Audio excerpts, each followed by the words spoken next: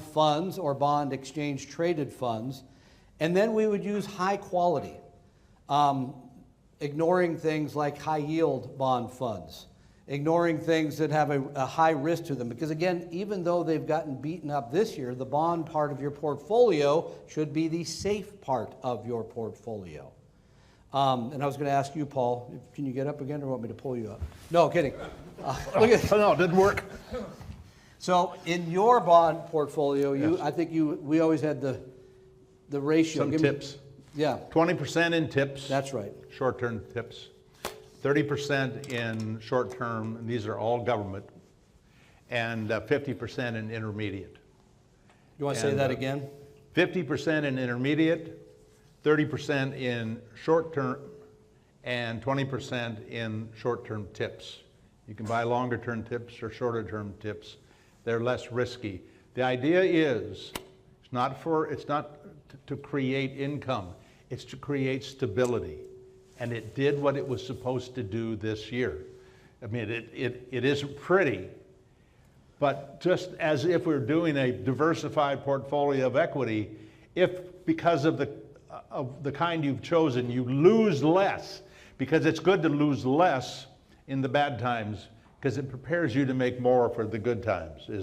So we both basically are short to intermediate in our... Stay up, because I'm going to let you take over here. Okay. So you're back up again. Oh. I've already moved on to the next segment here. So, and maybe at the end of the day, we can spend a couple more minutes talking about bonds, because it is a question that's come up quite a bit this year with these sort of, you have to say, rather dramatic and unexpected in many ways declines that people were not used to. In fact, you have to go back to about the mid-1990s to see similar type of moves. I personally, and the people that I talk to, believe that what we're seeing is this shift to higher interest rates, that we'll get back to a more normal bond market in the long haul, where those fixed income payouts will be more like 4 to 5%, providing the stability while stocks are moving up and down. But the pain of that birth has been a lot to take in 1 year. So perfect. Come on back over here. So thank you, boss. Paul is going to talk for a couple of minutes about hiring advisor, getting good advice, all that kind of thing. So go ahead. And I'll just tag one more thing about the bonds. It is amazing to me how, when things are down, we go into this mental state where it's a bad thing they're down. It's a great thing that bonds are down right now. I mean, what is, but now that it is, when you think of the terms of the returns that Tom was just talking about, how does that feel as a retiree to know that you could put money into some fixed income instruments that you might get 4% a year? Anybody like that? And yet, what we hear is, don't buy bonds. Because again, if you followed the history, and this is the beauty of tracking the history, if you go back to 2010, the experts were saying, don't invest in anything but a money market or something very, very short, because interest rates are going to skyrocket. We've heard that every year since 2010. So people who stayed, and a lot of people did, in money market funds, they may be making more right now, but they waited a long time to get the payoff. So the same people that told you not to be in stocks because the next bear market is coming. That's exactly it. Yeah. Exactly it. This is the most popular free book we've ever had. I have no idea how many it sold on Amazon. I mean, it still sells. It's still available free on our website. Get Smarter, Get Screwed. How to select the best and get the most out of your financial advisor. I will just warn you, I'm not kind. When I say I'm not kind, I have nice, good, honest, dear friends who are in the brokerage industry. So this is not like I'm picking on any individual, but there are 80 reasons in that book you should not deal with somebody who charges a commission. There are so many reasons, so many ways it can get you in trouble. And they can even be doing what they're doing in their heart. It's the best thing I know to do. It may be the best thing to know to do, but it's the wrong thing for the client. And so if you read 10 of those and you say, yeah, I got it, you don't have to read the next 70.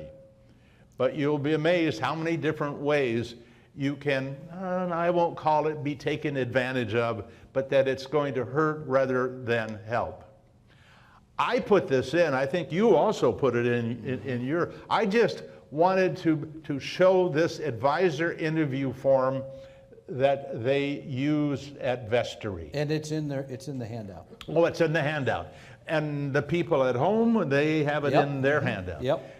You know, the question is, if you know you're going to go through this process, I don't care whether it's at Vestry or any other firm in the business, these are things that should be part of the process in thinking through the decision, what you are wanting to know. Also, you all got a free copy today of Financial Fitness Forever, a book that was written because I was doing a special for PBS back in 2012 or 2011, and chapter 10, which is also free on our website, but chapter 10 is about 12 numbers you should know if you're going to put together your plan. And I will talk a little bit later about the plan, but I think this kind of a form kind of sets you up to do the right thing. And before you go there, so I think this is a good, interesting spot. I just heard yesterday in a podcast, it's 1% of America that uses a financial advisor. It's a very small number, a tiny, tiny number. But Does that interestingly include enough, brokers? I don't know about that, but that's a number I heard yesterday. But you're a guy who's been in the business, I think you mentioned something like 40 years, something like that. Do you have an advisor? I do. How come? I do because I love what I do, teaching and writing and doing all those things to help others. The last thing I want to do in retirement is worry about my money. But what I know is, I know exactly what that advisor believes. I know, when I say I know exactly what they're doing, I don't get involved in worrying about the conditions under which we will do any tax loss harvesting or rebalancing. It's just not, I don't want that to be part of my life. When I retired, I told my wife, I guarantee I will never work for money again. And by golly, when you manage your own money, you're working. Now, I'm trying to teach people ways to manage your own money that you're not working. But a lot of people, you get consumed by it. Out of curiosity, how many of you watch CNBC? And don't hesitate, to be honest. Well, oh, here they come. But about 5 of you, I guess. And I watch it first thing in the morning. I get up between 3 and 4 o'clock in the morning and get to work, and or I get to writing or whatever I'm doing that I'm enjoying. But I turn on CNBC just to see the state of the world, and then I'm gone. I never watch Kramer except in the ads I have to see. And by the way, I've met Jim Kramer down in San Miguel de Allende once, and he's just such a nice kind of a teddy bear kind of guy, very humble in person, which really surprised me. But that doesn't change how I feel about his work. Yes, sir. You're saying people can take on different personas when they're in the media, is what you're saying? Yes. Just a question, just one. But I know you use the same kind of humor on air as you do off air. Or lack thereof. And a lot of air. So, we have to determine if the people are working for us or the house. Remember, when you work for a firm that is answering to shareholders, you have a fiduciary. I'm talking about brokers have a bigger fiduciary responsibility to the firm than they do to their clients. And also, they can, if they wish to, be both a investment advisor, registered, and be working without conflicts of interest, or they can put another hat on and start charging commissions and doing it on a suitability. to do what is not in your best interest, but's okay. When you are working on the basis of suitability, if you're talking to a 98-year-old person who needs income and is in a high tax bracket, or maybe not even a high tax bracket, but they like the idea of not paying taxes, they love that idea, you can put them in a mutual fund with a high load, with high tax. That would not be tax exempt, but if it happened to be an equity portfolio where the taxes are much higher in actively managed funds, you can do all these things that are step by step hurting that person in the long run. And it's okay. Oh, I forgot to talk about the load. And get a 5% load off the top. All of that is okay. It's suitable. By the way, if it were not suitable, the SEC would have to say that it's illegal to offer those shares for sale. So, you really need to know that the person working for you is on your side. And you know that by what they're doing if you've had the education to know what is already in your best interest. I know what's in my best interest, but I'm using an advisor even after knowing that, because I don't want to be involved in the process. I want somebody else to do it. But I still know what they're doing, and I think you should know what you're doing, or what they're doing. And then you have to know how to measure their advice. By the way, this is really tricky business. I don't know any more difficult situation than maybe what a doctor has to face than being an investment advisor and doing a good job. Because every client has a different set of emotional feelings about the process. In most cases, and the most fun cases, it's a couple, and one is conservative, and one is more aggressive. One is afraid of the market, the other thinks they rule the market.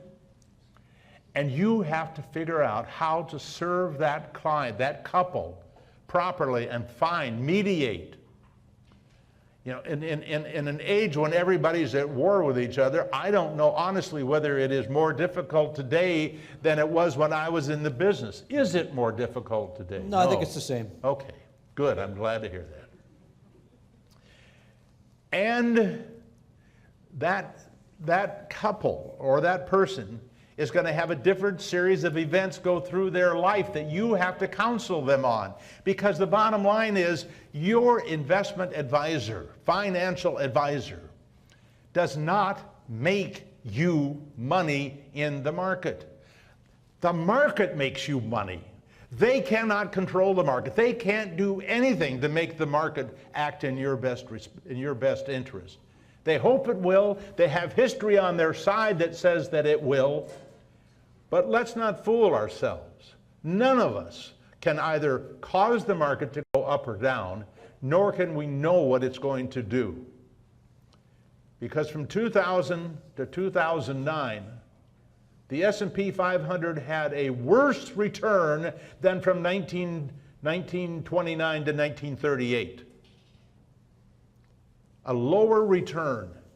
And people used to make fun of me for going back and showing people what happened back then and to be prepared for that. And they say that information does not have any meaning. That happened too long ago to be meaningful. It's just the nature of markets.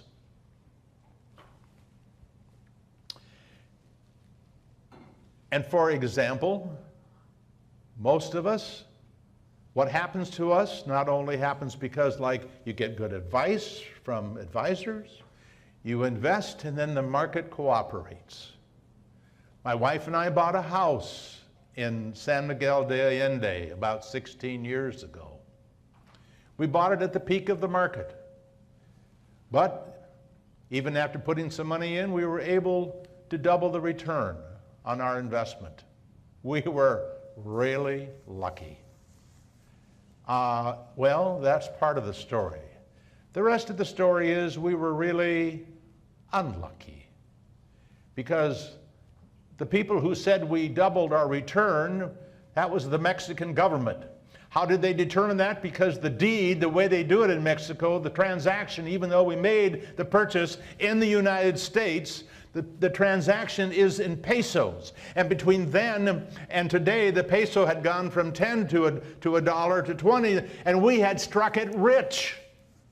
So we had to pay in Mexico a capital gains tax, even though we didn't make a dime.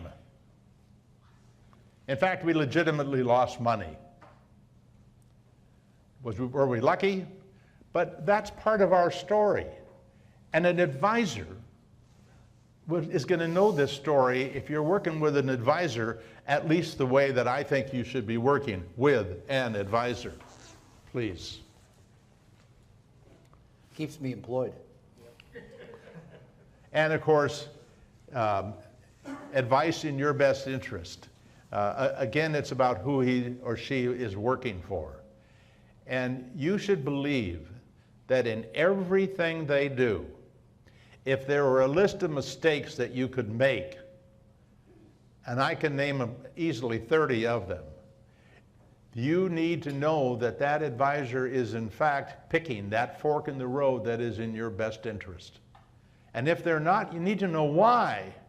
Because they may believe, well, I believe you can pick individual stocks, and that's just fine. And I believe because in 1966, when I went into the industry, if you held 10 to 20 stocks, that was considered to be great diversification.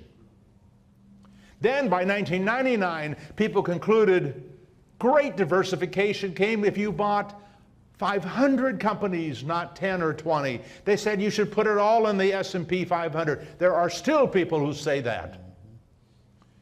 What they are ignoring is that the S&P 500 is a particular asset class. And there are other asset classes, and I know that Vestry uses them. I know that Merriman uses them. I know that they're in my portfolio. There are other investment asset classes that sometimes do well when the S&P 500 is doing poorly. And sometimes the S&P 500 is doing well when most of them are doing poorly. But over time, the ride is so much easier when you have the proper diversification.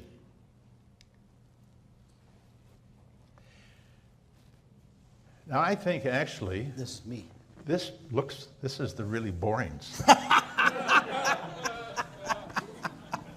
Can somebody help him with the chair right outside the door?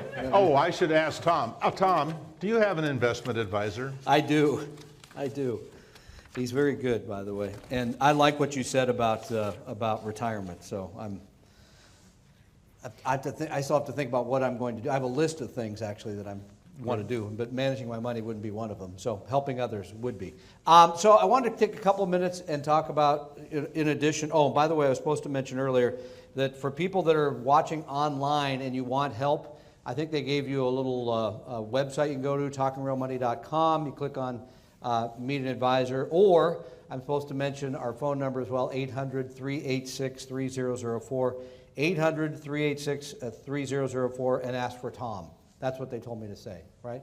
Okay, so don't call late, I go to bed early. Okay, here's the thing about retirement income. Most of you, when you meet with us, say, do I have enough money? Is it going to work? Am I going to be able to continue to take 5% out of my portfolio? How's this all going to work? And that question I find fascinating because that's usually should be at the end of the conversation after you've worked on all the other parts of things you've got to know before you can put together a plan. And the toughest one is the one at the beginning. Paul alluded to the fact that he doesn't sound like you really have a budget per se. So you get a certain amount of money and that's what you spend. By the way, it works that way in my house. There's everything I make is ours, everything that she makes is her. Anyway, there's a whole other thing. But we find most of you have no idea how much money you're spending, or you think you're spending less than you are. Or your household brings in $300,000 a year and you sit down with us and tell us, well, let's say our cost of living is $100,000. And I say, you're either paying very high taxes or you're the greatest saver we've ever met. Because it turns out most of us are in denial about how much money is going out. So the first part of retirement income is being honest with yourself, with your advisor, or if you're doing this on your own, putting it on paper in a way. And here's the way I do it. When we do this with planning software, and it's very elaborate, and the software is fantastic, but to get to how much you're actually spending, and we have different categories, whether it's housing or all, that all goes in. But here's the way I look at it when I just sit down with you. I will ask you today what sources of income you have. I will ask you how much money is going to pay taxes. I will ask you how much you are saving. Everything else you're spending. That's really it. And most people want to get in an argument about, no, that's way how much. I forgot I had to take the dog to do that, or soccer required, all those other sort of things that people just put out of their minds. So knowing how much you're spending, that has got to be the beginning of any conversation before you get to whether or not your money will last. And then this part about all of the sources. We have a tendency oftentimes to forget all the things that could be helpful to our retirement income. And I start with Social Security, because in today's world, the number one question we get about Social Security is, will it still be there for me? Will it look different? And when do I take it? When do I trigger? We know that almost half of us, all of us, take Social Security at age 62. Many people take it while still working, not realizing they're paying a lot of taxes on that as well. And here's something to think about. Here's an easy number to remember. After you reach full retirement age, which for me will be close to 67, still a few years down the road, my Social Security benefit will increase 8% a year plus inflation. 8% a year. Now, is there anything he guaranteed you that's 8% a year? There's nothing I can guarantee you that's 8% a year. And yet most people, it's only 6% of Americans today wait until age 70 to take Social Security. And they don't think about the other person in their lives as well, because in my case, I've been a bigger earner than my wife. It's harder to make money selling pizza than it is helping people with their financial situation. And boy, after yesterday, I can tell you that's true. But anyway, so in my case, it really is going to make a lot of sense to wait until age 70 to take it. She will, after I leave here, which would be expected to be before she did, she will be able to either have her benefit or my benefit. So the numbers make sense. Now here's the bad news. You got to live the 10 years after you take Social Security, right? Because the numbers, they do not work if you don't take it till 70 and then you die at 72. You're going to call me up and be angry. And please don't use the number I mentioned earlier. It's overlooked, it's underappreciated is the way I'd put it, again, with only about 5% of Americans waiting until age 70 to take it.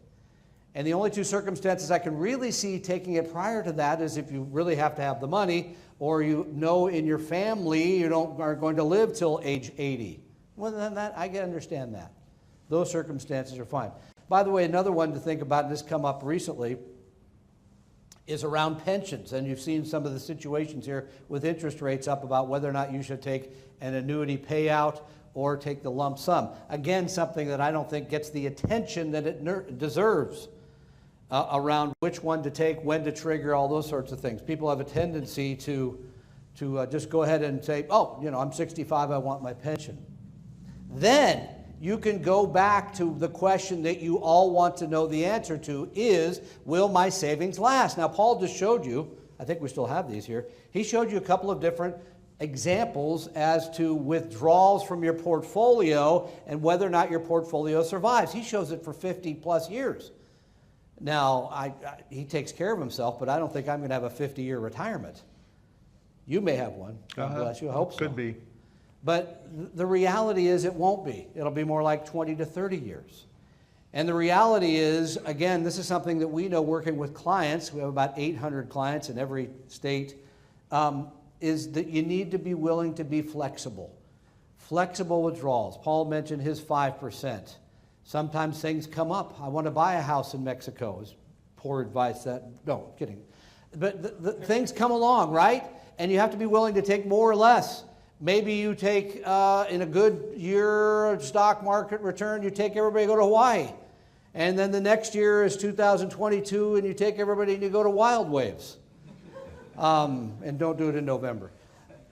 The point is, for most of these type of planning situations, you need to be willing to have some flexibility around line one so that it will continue to work until the end. That you'll have the income that you need all the way through. Again, the work that we do for our clients, the work that we do free for many people, is to look at all these things to make sure you're doing everything to pull as best you can for your retirement income. I don't want to go too long here, Paul, because I think this next one is yours. I do want to mention that we're still hoping to be done by, it looks pretty good, around 10:30. We will stay for questions. We'll stay online for questions. I think those have been coming in by chat. So if you have something along the way that you want to ask, go ahead and ask it. Justin's sitting in the back. He will take those, and then we will do them. And then here with our audience as well, we'll take those questions. So without further ado, you're back up, sir. All right. By the way, we all have trouble controlling our minds. You can't stop. Our mind's going to do what it's going to do. And he used the word trigger, I think 3 times. Claim. Pardon? I should have used claim instead. Well, no, what my problem was, first of all, I thought of a gun. Secondly, I thought of a horse. And the third thing, I thought about when it starts. But, you know, good point. Words have an impact on us, and I always find it interesting how they can change our lives. I would make one comment. One of the most important, from my viewpoint, having been around the industry for a long time, and having started for 3 years as a stockbroker and seeing that side of the business, probably one of the most interesting aspects of income in retirement that I have concluded that is a challenge to young people is that if you can save and have more than enough. You know, John Bogle made a really big deal about people having enough, and he was serious about it. His work was to help people have enough so they could retire with dignity. He wasn't worried about making anybody more than enough. I am interested in helping people have more than enough. I know that in essence, Tom's firm is that way too, because if you have more than enough, you can use a higher payout. And having that higher payout means if you're a giver, you give more, whether it's to family or charities. If you're a traveler, you can travel more. The reason my wife and I can take out 5%, and we have tables to show this, and feel like we can just be as aggressive as we want in taking 5 instead of 4, which people say that's the number, is 4, is because we saved enough that we knew that we would have more than we needed. And I think that as a goal for a young person, by the way, the other reason that goal for a young person should have more than enough, because enough is not enough, is that in our lives, things just don't work out the way you thought they were. I thought I would have accomplished certain things by the time I was 30. I didn't. I thought I'd be married to one person for the rest of my life. And I didn't. I wasn't. I thought a whole bunch of things that never happened. It is difficult to tell the difference between the courtship, the honeymoon, and the reality.